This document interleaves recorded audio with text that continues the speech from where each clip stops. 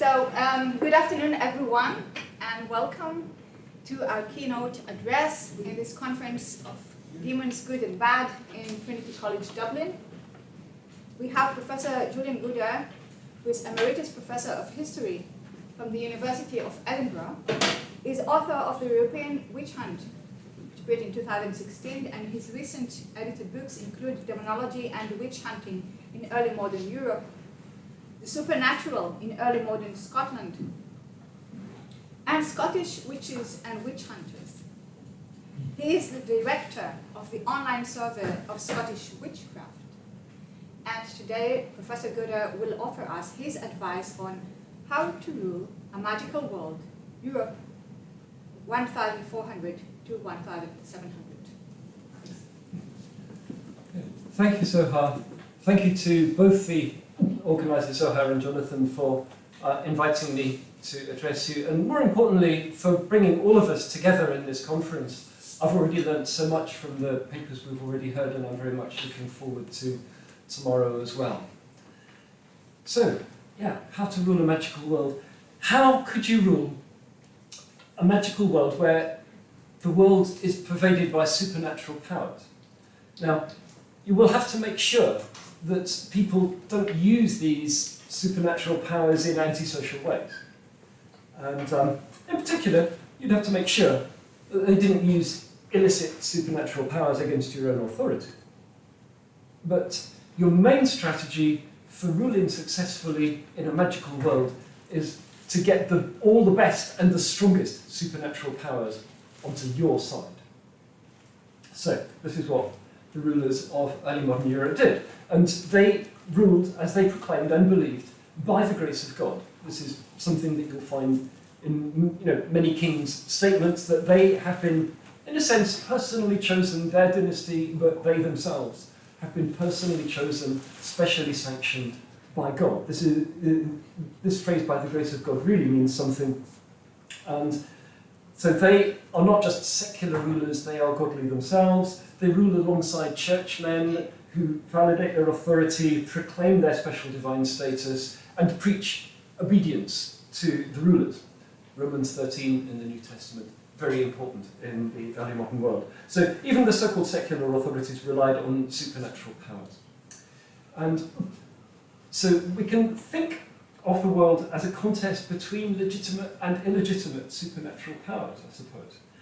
Here's another coin. I particularly like this one because it's got the DG de Gracia, but it also shows the ruler's direct connection to heaven. What you're seeing on the right-hand side here is the royal lion with a scepter actually downloading from a cloud supernatural power. That cloud is actually heaven, and you can see the Hebrew name for God in that cloud. So James VI of Scotland has got the unique authorization to do this because he is a divinely appointed ruler.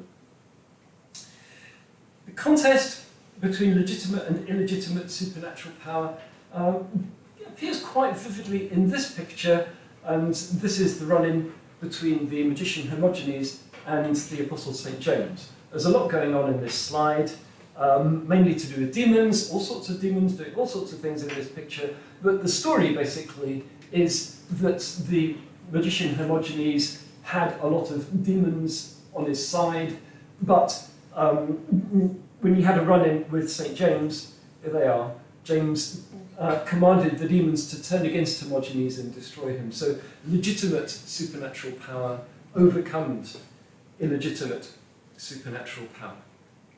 This is what the authorities would like to believe themselves, but this is how power should be exercised in the early modern world. So far I've used the terms magic and supernatural largely interchangeably, and that's I think how people would have thought about it. And the precise terminology varies and perhaps isn't crucial, but maybe I could make a few conceptual distinctions. When we think of magic in the modern world, we often think of it through a scientific paradigm, and the distinction between magic and whatever else is that magic is not scientific, and in a scientific paradigm, magic is something that is ineffective. It's not scientific, it doesn't really work. And magic and religion can seem similar in this paradigm. Religion is also not scientific. And there's something in this. I'm not going to step completely out of the modern world in order to analyse the pre-modern world, but it's more important, I think, to look at how people within the pre-modern world conceptualise themselves. And they do not have an idea, at least not towards the end of our period, they do not have an idea of religion or magic as ineffective. They think it really works.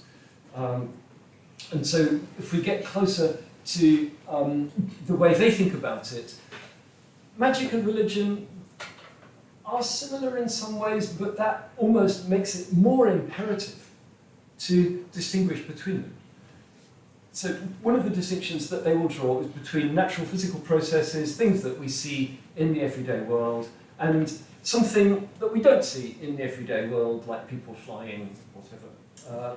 And just about anyone you ask in the early modern world will be able to agree that a distinction between natural, non-natural, whether they actually use the rather technical term supernatural, probably wouldn't, but they have some idea of natural laws and everyday processes. This is the ordinary world, and this is something beyond that and special. So if it's beyond that and special, where does it come from? Is it legitimate or illegitimate? Is it orthodox and religious? And if it's not, could it be magical? Magic is a word that most people use pejoratively and in a relational way. There are a few people, as we'll see, who do call themselves magicians, but it's mostly a label that is put onto people. Within the supernatural, there is a more technical use of that phrase within Christian theology. So Christian theology, not everybody will understand the details of, but those who do, that includes the rulers, should be able to make some version of this distinction. They are thinking of supernatural powers, or good and bad, in terms of God and the devil. And in a conference about demons, it's worth remembering that the Christian devil is a demon, and he is the boss of all the demons. But, ontologically, he is simply a demon. And we have good and bad, but they are not equivalent. They're not the same kind of thing as each other, because God has actually created the devil. God is above the devil. And God alone has supernatural powers. This is the technical usage of the word supernatural, that it pertains to God alone. And God, because he has created the world, is in control of the laws that the world runs by. And he can override those laws if he wants, and work miracles which completely go against the rules of the natural world.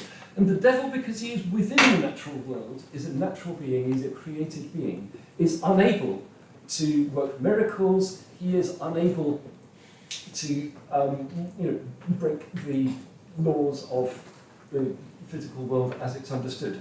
And the theologians who think about this will sometimes use the term preternatural to describe what the devil will do, and will call the devil's actions wonders rather than miracles. What's the distinction between a miracle and a wonder? Well, to us, it's very hard to tell. And that's partly because of our nature. We find it difficult. I mean, God will know, but we find it difficult because one of the things that the devil can do is to deceive the human senses. So one of the sort of case studies that a number of demonologists write about is the transformation of a human into an animal. You get apparent stories about this in the Bible. How do you interpret the idea that Nebuchadnezzar got turned into an ox or whatever? Can the devil really turn a human into an animal? And some thinkers say the devil really can do that. Most of them say he can't, but he can create the appearance of it, which is pretty much the same thing. He can make the person themselves perceive that they are, let's say, a wolf, if we're talking about werewolves. So the person themselves thinks that they're a wolf, they behave like a wolf, etc., and everybody else also sees a wolf. And so, the difference between miracles and wonders is very hard to perceive. But if you want to rule, you have got to get on top of this somehow. Some of the words that will actually be used in order to sort of draw these distinctions.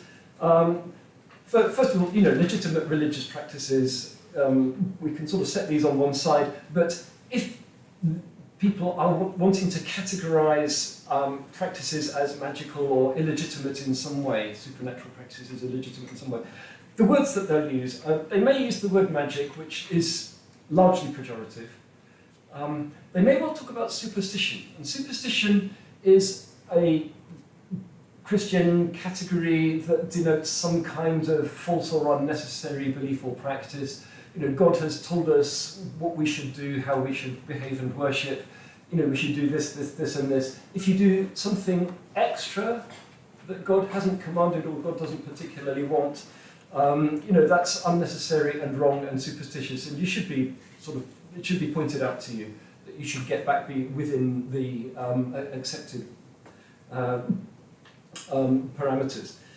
If you go directly against the accepted rules of Christian worship and behaviour and practice Christianity in an overtly wrong way, that's heresy, that's directly incorrect Christian belief and practice. And heresy can be very serious. Idolatry is another useful term, and it's a kind of subset of heresy. Idolatry means worshipping things that are not God or worshipping false gods, and there's a lot about that in the Old Testament. And then there's witchcraft. I'll come back to witchcraft later. Witchcraft has a sort of dual function in this terminology. It may mean sort of bad or harmful magical practices in the everyday world, doing stuff that actually harms people, or it may mean dealing with demons. It may mean both, but those are two separate things. The devil and demons are definitely bad, and the educated elite, the demonologists, the rulers, definitely think that the devil and demons are bad. But the common folk also will agree that the devil or demons are bad. So there is no suggestion of good demons that I'm aware of in early modern Europe. There might be an idea of how you might deal with demons, but their moral character is pretty much universally agreed as bad, and everyone thinks that they are harmful and they need to be avoided. And exactly how that works is something that people need to understand. One of the things that people needed to understand is if God is greater than the devil, has created the devil, how is it that the devil can do anything? Surely God can just tell him not to. And then we could all be much happier. And the theological answer to that is that, yeah, God could do that, but God chooses not to and permits the devil or demons to be active in the world. And it's a Christian theological axiom that God is not the author of evil and not the author of sin. God does not create or cause bad things to happen. He permits bad things to happen, and it's the devil and the demons that actually do the bad things.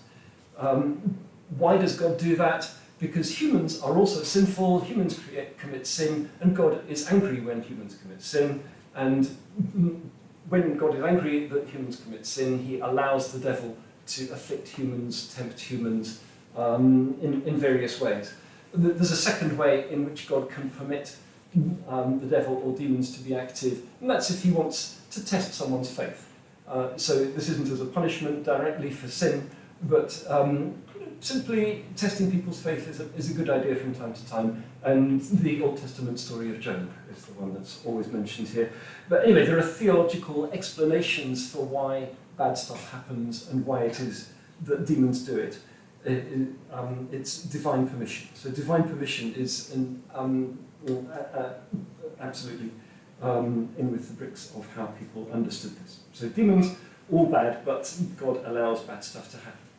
If you're a ruler, you need to distinguish between possibly competing claims to good stuff, because various people will have godly experiences or supernatural experiences, visionary experiences, and they will say that they've met an angel or they've been inspired by the Holy Spirit into heaven or whatever. As a ruler, if you haven't been to heaven yourself and you're trying to work out how do you deal with someone who says they've been to heaven or says that they've met an angel? If they're right, then you should probably treat them with a lot of respect. And they could be very useful, particularly if what they are saying about what the angel told them is a godly message and is a message that you want to be promoted. So this is all part of getting the best supernatural powers onto your side. If there's a new supernatural power, somebody who's got a new vision, you want that for yourself.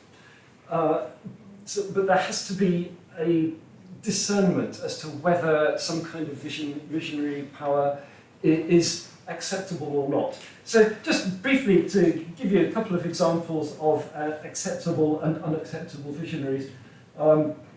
Saint Teresa of Avila, she became a saint, yeah, she got accepted.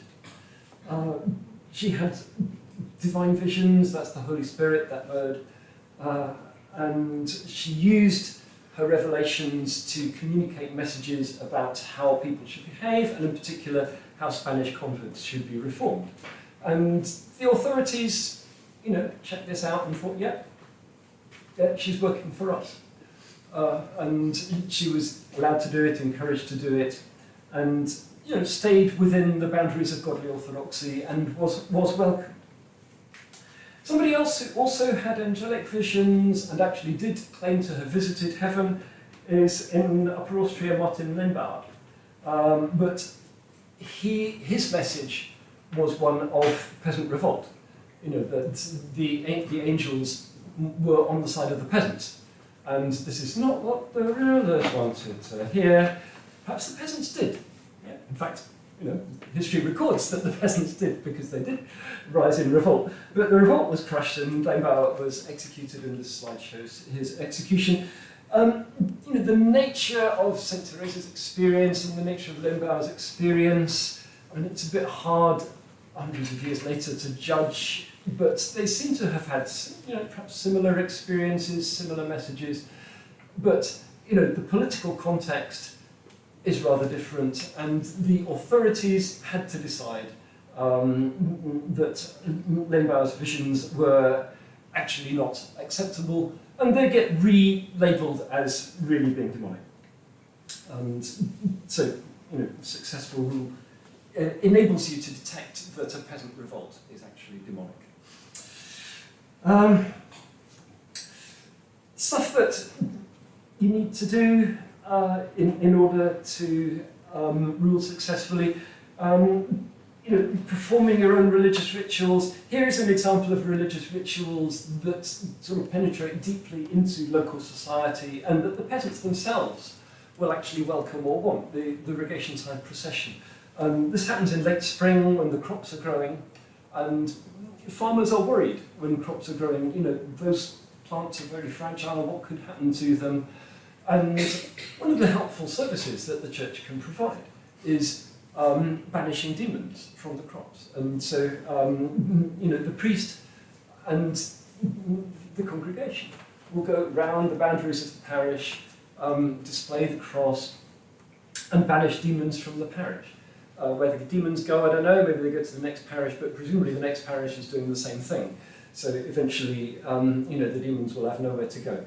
But this idea that you banish demons just from the parish is an indication of the local nature of much of society in pre-industrial times. Once they're out of the parish, who cares?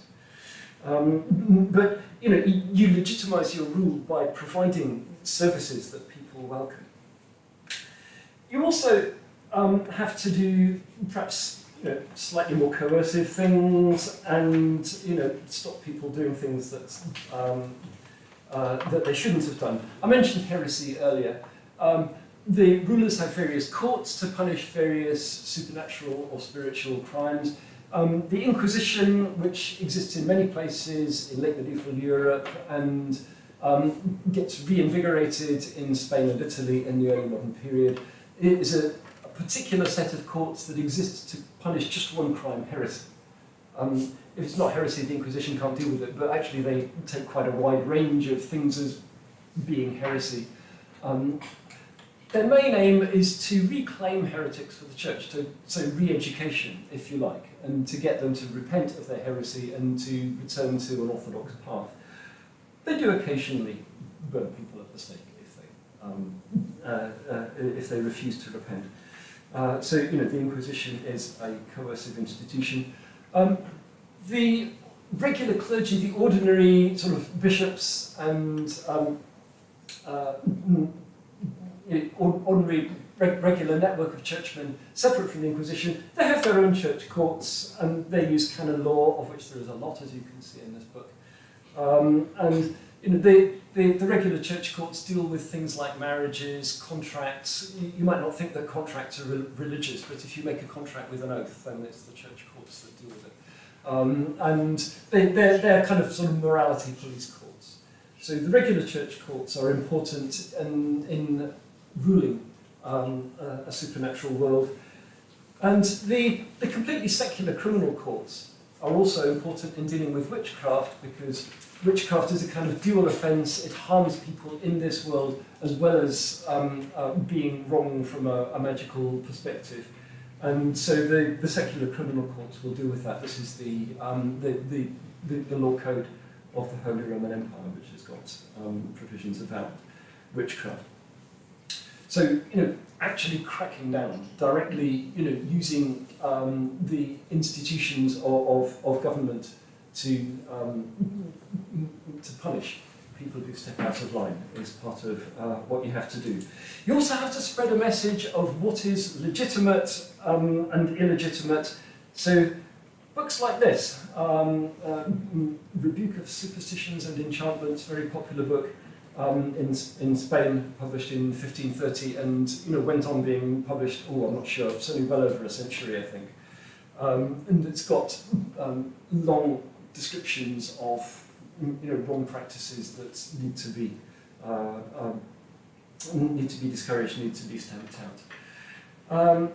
So kind of propaganda, and you also maybe want censorship, and this is the papal index, the famous index list of prohibited books.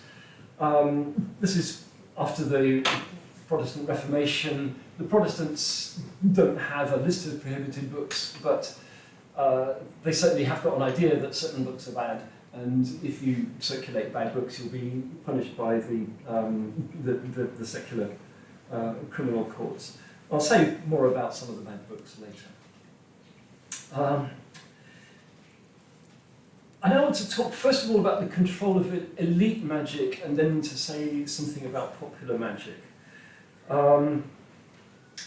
So elite magic, there are a few people in the Renaissance, early modern period who actually use the word magic in a positive sense. As I said, usually magic is considered a bad thing, but there are a few people who use the word magic and actually say, well, I am doing magic. And a few sort of Renaissance intellectuals who do this, and one of the early leaders of this is Massimo Ficino, and he wrote about and practiced what he called natural magic. And the distinction he was drawing when he talked about natural magic is that he was not contacting spirits, in particular demons, right? So he is accepting that there is a legitimate line to be drawn. If you invoke demons, that would be bad. But he is not doing that. He is using the special powers of the natural world, which are kind of hidden and encoded within the world itself. This is Renaissance Neoplatonism, which I don't really want to get into. But numbers have special magical power. You know, we think of numbers as somehow sort of everyday and mundane, but most, even intellectuals, are not using numbers in the 15th century, and you know, numbers are often understood to have quasi-magical powers. Herbs sometimes are quasi-magical. You know, they may have symbolic associations which may make them special. Magnets are thought to be special, and so on. This is sometimes controversial, and one of Ficino's successors, Cornelius Agrippa, a German magician, becomes more controversial, and his critics say that he might be dealing with demons. But you know, whether a spirit is actually a demon or whether this is just something, a sort of spiritual property of an aspect of the natural world, is a line that the Neoplatonists blur a little bit. So there's room for debate about this, and you know, whether you stay orthodox or not is something that gets debated. So the control of elite magic is something that is a sort of discourse. You know, how far can people go? How closely do we need to police this? A couple of case studies. Charles VI of France was seriously insane and psychotic, believed himself to be made of glass, killed, I think, several people in psychotic rages. And there were various, more or less, magical attempts to cure him.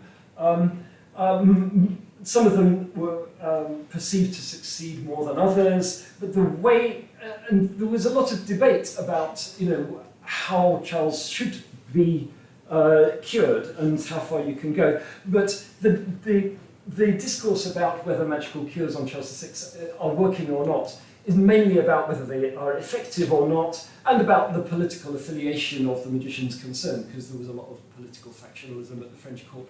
And the question of, is that guy dealing with demons, tends not to be raised. So this may be an instance at the beginning of my period when people are less worried about dealing with demons.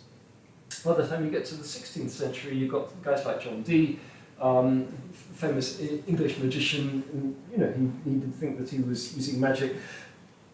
Just occasionally, you know, he does get into trouble. At a time of political factionalism in England in 1555, he was perceived as making predictions for the Princess Elizabeth, and there were subversive people supporting her. He got arrested on suspicion of magic, quote unquote. Charges then escalated to conjuring or witchcraft. Conjuring meant summoning spirits, probably demons. However, yeah, he got let out, and you know, the charges were dropped, and he had a, you know, more or less successful career thereafter. So you know, people are watching carefully to make sure that people like this don't cross a line. And these magicians fade away a bit during the 17th century. The Emperor Rudolf II may have been one of the last to patronise magicians on a large scale. I mean, he certainly did patronise a lot of magical people, particularly alchemists who were trying to produce gold out of base metal. But many other fields have got astrology, hermeticism, Kabbalah, divination, secret languages, the art of memory. You know, all this stuff is more or less magical, but you know, Rudolf is still trying to draw lines, and he imprisoned or banished a few alchemists, but mainly for apparent fraud rather than dealing with demons. But the elite magic tends to become more countercultural, I think, in the 17th century, and the Rosicrucian manifestos of the early 17th century may have had something to do with that. These were sort of alchemical, but also about grand ideas of reform, which could well be considered subversive. They claimed that there was a Rosicrucian Brotherhood, which sounded like a sort of secret society. Probably there wasn't a Rosicrucian Brotherhood, but the idea of a Rosicrucian Brotherhood became thought of as subversive. A couple of quick case studies that show how the borders are policed in more detail. These are a couple of Italian magicians from the 16th century. Giambattista della Porta, first of all, he certainly said that what he was doing was natural magic. And in the 1560s in Naples, he established what he called an academy, a kind of research group or network. Hey, that would be a good idea, wouldn't it? And scholars interested in what he called the secrets of nature. The authorities closed it down. They suspected that there was something unorthodox about it, and he went, "Oh well, yeah, okay, I'll accept what you know." And in 1583, his best-selling book on natural magic was banned, but he thought, well, maybe I can turn this around, maybe I can get some kind of good outcome out of this. And he revised it, he removed some of the more provocative passages from it, like the recipe for the witch's flying ointment, and published a second edition, got a noble patron, and so he sort of manoeuvred around the boundaries of what was acceptable and orthodox, and stayed out of serious trouble. And he seems to have wanted to stay out of serious trouble and to treat the authorities with respect, which is how authorities, of course, always should be treated. Or so the authorities thought. Much less orthodox as this chap. That motto about not being silent, he was a magician, but he wrote probably over 100 books. Anybody who wants him in a research institute. He was extremely productive. He had a lot of time to write, as we'll see. The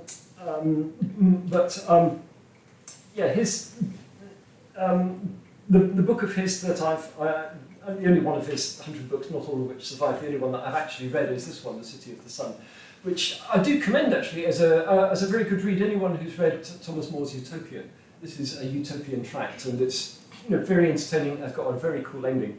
It was written in prison, and there's a lot of astrology in it. Brief quotations. There will be a great new monarchy after certain astrological conjunctions. There will be a great new monarchy, reformation of laws and arts, new prophets, a general renewal. This will be a great benefit to all the Christians, but first the world will be uprooted and cleansed, and then it will be replanted and rebuilt.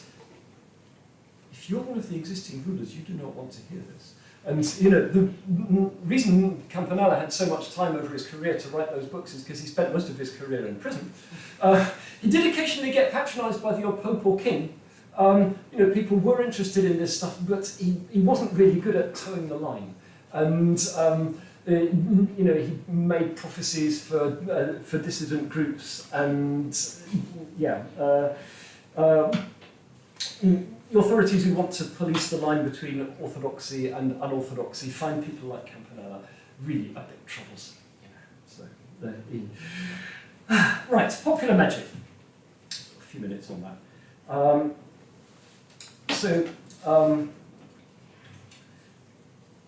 Popular magic is mostly beneficial. Here's a magician selling winds to sailors. If you untie those knots, you get more wind. This is fairly straightforward, and usually reasonably acceptable. The common folk do perceive that there is bad magic, and bad magic is usually about harming your neighbours through magic. This is one of the familiar rituals. A witch can steal a neighbour's milk using axe magic. So if you look at the cow, actually the milk will come from the cow to the axe and then into the witch's pail. This is something that people perceive other people as doing, and they will only perceive one witch at a time. But villagers don't demand mass prosecutions of witches, and this is not the reason why 50,000 witches got executed in early modern Europe. The reason for that was that the authorities perceived that people who did that kind of thing would also be dealing with demons, making a pact with the devil, and would be conspiring with each other. So this is a collective worship of the devil. So if you get one witch like this, interrogator, who else was there when you met the devil? Let's get other names and coercively interrogate them under torture, and you can get a chain reaction witch hunt. I don't want to say too much about this, but this was a deeply controversial and upsetting phase, and it's when you see hundreds or thousands of witches being executed, you may see godly power being exercised, but you also see terrific instability in the world. Why is the world overrun by witches and demonic power? So it is really, really worrying. And some people will say, well, yeah, we need to step up our campaign, burn even more witches, etc. But some people might react in other ways.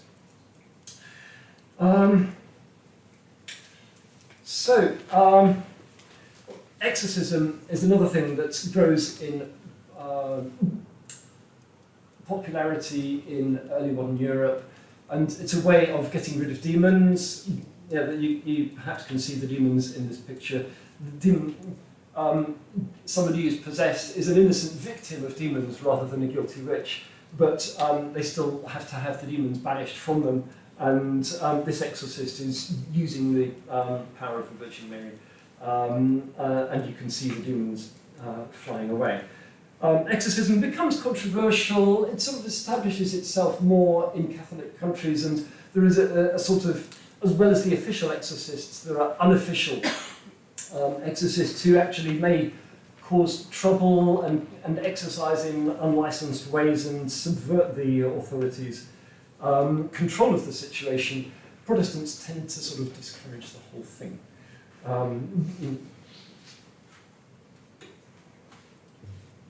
But this is all part of how to rule a magical world.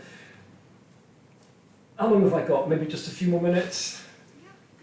Yeah, 10 minutes. Another 10 minutes, that would be about right. Okay. Not all of this is simply agreed and cut and dried and something that all the authorities agree on or are clear about. And one of the things that often strikes me is that although I'm drawing a distinction between the authorities and the elite and the intellectual perspective on this and the perspective of the common folk, this is an essential distinction that you have to start with. But a lot of people are sort of in the middle. Even the elite for most of our period have got roots in popular culture, and they take at least some aspects of popular culture seriously. I mean, they know that the peasants are ignorant and stupid and so on. That's part of what you are expected to understand. But they don't think that everything that peasants do is necessarily wrong or of no interest, and they think it's important. So some local judges may, in fact, have a view of demons and demonology that's closer to the view of the common folk than to the austere view of the elite, the crucial distinction there is, if it's about demons, even if it does good in the world, the common folk will almost always say, well, look, if she helped me, that must be good, and they will almost always refuse to believe that. Somebody who does good in the world and who doesn't do harm is likely to be a witch, they don't denounce people like that to the authorities, and the authorities only get people like that in other ways. But the authorities are more willing to use that austere distinction, even if it's good. If it uses demons, it must be bad. Part of the complexity in the negotiation of this is because, even among the elite and the intellectuals, there exist undercurrents of what one might call alternative demonology. And some of this comes from Neoplatonism and people like Campanella, who are seeing spirits and intelligences that are not necessarily demonic. But there is also an idea that you can actually use actual demons, even though they're bad, in good ways. And this comes from the Catholic or medieval Christian tradition of exorcism, which relies on commanding demons to depart. If you can command demons to depart, then you've got that demon temporarily under your control. So, right, demon, before you depart, could you also fix this? Yeah. And so the idea that if you use the correct health and safety procedures, you can use demonic power. Demonic power might be evil and might harm you if you let it get out of control. But in the modern world, electricity can be quite harmful if you let it get out of control. But so long as you insulate everything, electricity is quite useful. So the alternative demonology thinks of demons a bit like that. So long as you follow the correct health and safety procedures, you can use the power of demons. This is one of the so-called grimoires, the books about how to deal with demons and summon demons. Unusually, this one is printed. Most of them get circulated in manuscript to avoid censorship. But this is what some good spirits look like. So take careful there. If you come across something like that, it could be a good spirit. This is what bad spirits look like. This book is willing to tell you that you can have dealings with bad spirits. It's on the whole, it tries to it does distinguish those two images, but so some of the discussions of, say, what is a lunar spirit doesn't necessarily go into whether it's good or bad. But some of these demonologies. Some of these grimoires do have a different view of how demons should be dealt with than the official orthodox austere one. And part of ruling successfully is conducting an efficient negotiation with this. How far are you going to tolerate any of this at all? Are you going to tolerate it so long as it doesn't cause too much trouble? Are you going to go out of your way to try and stamp it out? Some of these people may have deviant views even within your own clergy or within your own university. Are you going to be trying to sort of weed them out of every single institution? This is a debate that gets had within all these institutions. So ruling successfully is negotiating the different ways in which demons can be understood. Towards disenchantment, this is before my last section before I conclude. The sort of traditional or the orthodox way that has emerged for most of my period is the austere one, that magic is bad, demons are bad, and this book in 1600 sums it up at inordinate length, and it makes things very, very clear. But during the 17th century, it gets a bit less clear. This is one of the early examples of something that makes it less clear. And it doesn't challenge orthodox demonology head on, but it does begin to suggest that magic as such might not be effective. And part of this is the scientific revolution, which gradually reduces the way in which demons can be used in the discussion of the natural physical world and looks for physical causation in ways that don't really allow demons to get a look in. This is the so-called mechanical philosophy, which I haven't really got time to explain. But it doesn't challenge demons head on, it just drops them off the agenda. The disenchantment debate is a huge debate, and the small contribution to it, or the small bit of it that I want to engage with, is members of the elite ceasing to believe that spiritual entities affect the material and human world in unpredictable ways. So, any time we might see demons coming and doing unpredictable stuff, and that it's incumbent on us to be on our guard and to try and prevent that happening or punish it when it does. So this isn't about secularization in the sense of people becoming less religious, they go on being religious, and it isn't or it isn't directly about religious pluralism and toleration, though I think that may play something of a role. And it's also not about the beliefs of the common folk, because I don't think they changed anything like as much. But, and the other thing that the disenchantment debate discusses is the idea that the natural world is somehow wonderful and, a sort of mystical sense of wonder. Yeah, I'm happy with all of that. So all the critics of disenchantment have made a lot of valid points, but I do think that people stop thinking that actual demons will come in and affect the physical world, and that is likely to happen, and something that, that active steps need to be taken to deal with. So, let me wind up. Magic is contested, even whether you call it magic or not. There are discourses about these kinds of things and about power. The people with power are the people who can bring home hostile definitions against people. You can call somebody a witch, they don't call themselves a witch, but you've got the power, your courts can do it, and you can punish them. You can call someone a heretic. They don't think that they're a heretic, but you can bring that home to them. You can call someone an idolater and bring that home to them, even though they don't think they are. So, relational discourse, but your discourse is successful, that the person does get labelled with that hostile label.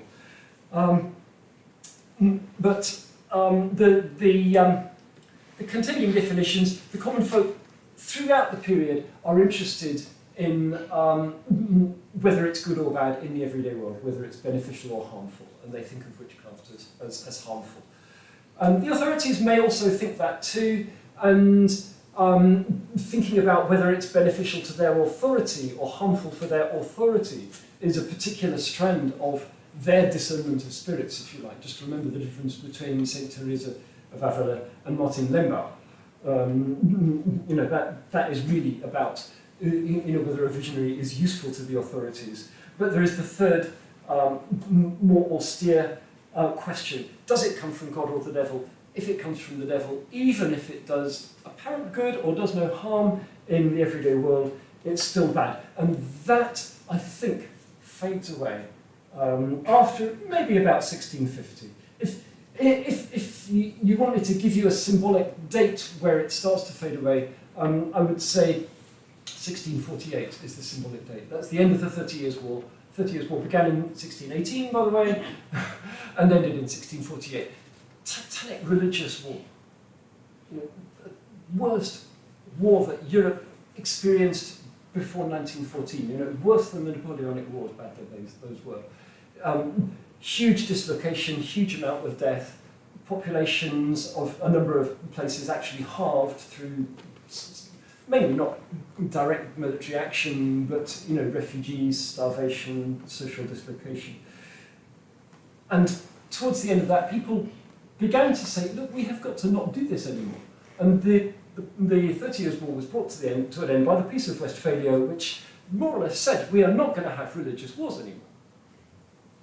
They go on having wars, but they are not religious. And they do put in place sort of ideologies and mechanisms that head off religious war. And once they stop doing that, then by the grace of God, they go on saying it's still on the British coinage. They go on saying it, but it's got less traction, and it's less contentious, and it doesn't matter so much. You don't have to prove so much that you're godly. Members of the elite distance themselves from popular culture. The scientific revolution cut away the traditional supports of demonology. Witch-hunting just slips off the agenda. And if the common folk are prosecuted for superstition, that's mainly because it's sort of offensive against public decency and obviously harmless, but false, ignorant, perhaps fraudulent. It's about public decency and not about dealing with demons. So dealing with demons fades away, and the all-consuming contest between legitimate and illegitimate supernatural power is largely at an end by, say, 1750. common folk could probably relax a bit, and even the rulers might find Europe a little bit easier to rule.